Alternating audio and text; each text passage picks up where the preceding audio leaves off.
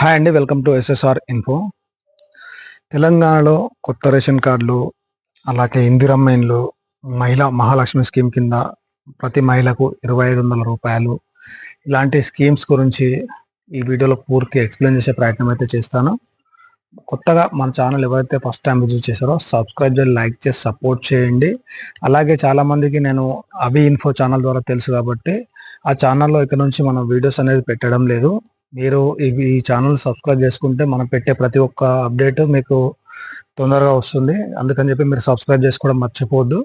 అలాగే తెలంగాణలో జరిగే డబుల్ బెడ్రూమ్ స్కీమ్స్ కానీ, అలాగే డబుల్ బెడ్రూమ్ ఇన్ఫర్మేషన్, ఇలాంటి మరెన్నో స్కీమ్స్కి సంబంధించి ఎప్పటికప్పుడు తాజా సమాచారం కావాలంటే కూడా మన ఛానల్ సబ్స్క్రైబ్ చేసుకోండి.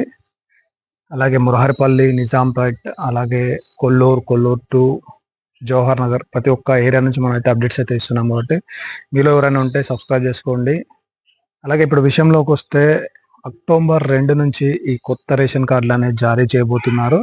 అయితే ఈ 1 వీక్లో దీని గురించి విధి విధానాలు అయితే ఖరారు చేయబోతున్నారు. ఈ విధి విధానాలు వచ్చిన తర్వాత దీనికి ఎలా అప్లై చేయాలి, దీనికి కావాల్సిన డాక్యుమెంట్స్ అయితే నేను పూర్తి స్థాయిలో మళ్ళీ మీకు చెప్పే ప్రయత్నం అయితే చేస్తాను. ఇప్పుడున్న గైడ్లైన్స్ ప్రకారం ప్రతి ఒక్కరికి రేషన్ కార్డు కావాలి అనుకుంటే ఆదాయం 1,50,000లకు మించి ఉండకూడదు. ఇదైతే గుర్తుపెట్టుకోండి. మీరు ఇది ఉండాలి అంటే మీరు ఇన్కమ్ సర్టిఫికేట్ అయితే మీ సేవ ద్వారా అప్లై చేసుకోవాలి. అలాగే ఆధార్ కార్డు, అలాగే రెసిడెన్షియల్, కరెంట్ బిల్ ఇవన్నీ అయితే దగ్గర పెట్టుకోండి. అప్డేట్ రాగానే నేను వీడియో అయితే చేస్తాను. మీ సేవకి వెళ్ళి డైరెక్ట్ లైవ్ వీడియో చేస్తాను. దాని ద్వారా మీరు అయితే అప్లై చేసుకోవచ్చు.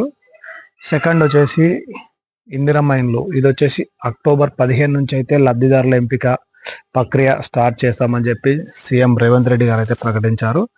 దీనికి కావాల్సింది వచ్చేసి ఖాళీ స్థలంతో కూడుకున్న జాగా అయితే కావాలి.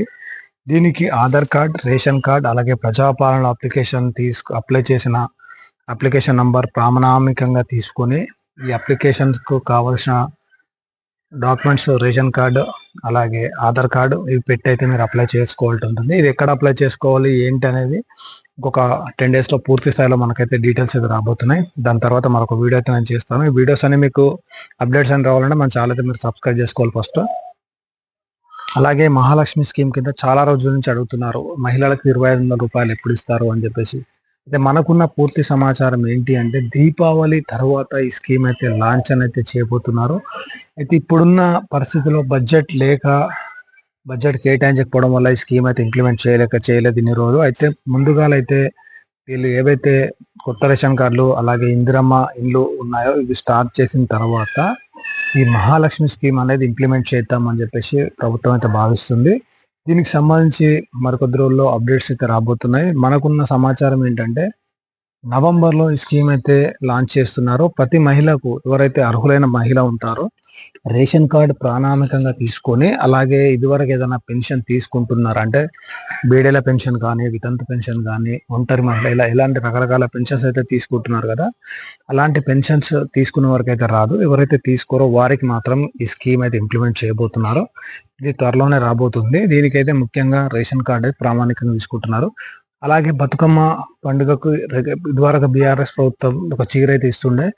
ఈసారి అయితే ప్రతి మహిళకు 2,000 రూపాయలు, 500 నుంచి 2,000 రూపాయలు అయితే ఇవ్వాలని చెప్పేసి ప్రభుత్వం అయితే భావిస్తుంది. ఈ 2-3 రోజుల్లో దీనికి సంబంధించి పూర్తి స్థాయిలో గైడ్లైన్స్ అయితే రాబోతున్నాయి. ఇది డైరెక్ట్ ఇదివరకు కరోనా టైంలో బ్యాంక్లో వేసినట్టుగా కేసీఆర్ గారు అప్పుడు బ్యాంక్లో ఎలా వేస్తారో అలా వేస్తారా, లేకుంటే డైరెక్ట్ రేషన్ షాపుల ద్వారానే బియ్యంతో పాటు ఈ నగదు పంపిణీ చేస్తారా, లేదా ఎప్పటిలాగానే మహిళలకు చీరలు ఇస్తారా అనేది మనం ఇంకొక 2-3 డేస్ వెయిట్ చేయాలి. మనకున్న సమాచారం ఏంటంటే ప్రతి మహిళకు 500 నుంచి 2,500 రూపాయల మధ్యలో రేషన్ షాపుల ద్వారా అయితే ఇవ్వాలని చెప్పేసి ప్రభుత్వం అయితే భావిస్తుంది. దీనికి సంబంధించి ఏమైనా అప్డేట్ వస్తే మరొక వీడియో అయితే చేస్తాను. ఇలాంటి ప్రతి దానికి సంబంధించి ఎన్నో సమస్యల గురించి కానీ, అలాగే స్కీమ్ల గురించి కానీ ప్రతిదీ మీకు క్లియర్గా అప్డేట్స్ ఎక్స్ప్లెయిన్ చేసే ప్రయత్నం అయితే చేస్తుంటాను. మన ఛానల్ అయితే మీరు సబ్స్క్రైబ్ చేసి, లైక్ చేసి సపోర్ట్ చేయండి. ఇంకా ఇలాంటి మరెన్నో అప్డేట్స్ ఎప్పటికప్పుడు మీకు అయితే అందిస్తుంటాను. మీకు ఏమైనా డౌట్స్ ఉన్నా కామెంట్ సెక్షన్లో కామెంట్ చేయండి. అలాగే మన ఛానల్ అయితే సబ్స్క్రైబ్ చేసి షేర్ చేయండి. షేర్ చేయడం ద్వారా మరింత మందికి అయితే ఉపయోగపడుతుంది. Thank you. అలాగే చాలా మంది అయితే నన్ను ఈ డబుల్ బెడ్రూమ్ సంబంధించి అప్డేట్స్ అయితే అడుగుతున్నారు. ఇలాంటి డబుల్ బెడ్రూమ్ అప్డేట్స్ కావాలంటే కూడా మన ఛానల్ అయితే సబ్స్క్రైబ్ చేసుకోండి. ఇప్పుడున్న సిచ్యువేషన్‌లో ఫోర్త్ ఫేజ్ గురించి అయితే చాలా మంది అడుగుతున్నారు. అన్న ఫోర్త్ ఫేజ్ ఎప్పుడు ఇస్తారు? ఇందిరమ్మ ఇల్లు ఎప్పుడు స్టార్ట్ చేస్తారని చెప్పేసి. ఆల్రెడీ నేను వీడియోలో చెప్పినట్టుగా Indiramma housing scheme next month 15కి అయితే స్టార్ట్ అవుతుందండి.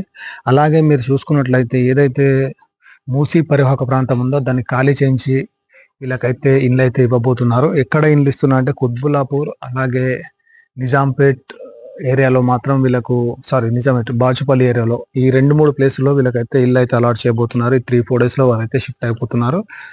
ఇక మిగిలిన ఇండ్లు ఏవైతే ఉంటాయో మరి అవి ర్యాండమైజేషన్ పద్ధతిలో తీస్తారా లేకపోతే ఇంకెవరికైనా ఇస్తారా అనేది మనం అయితే వేచి చూడాల్సిందే.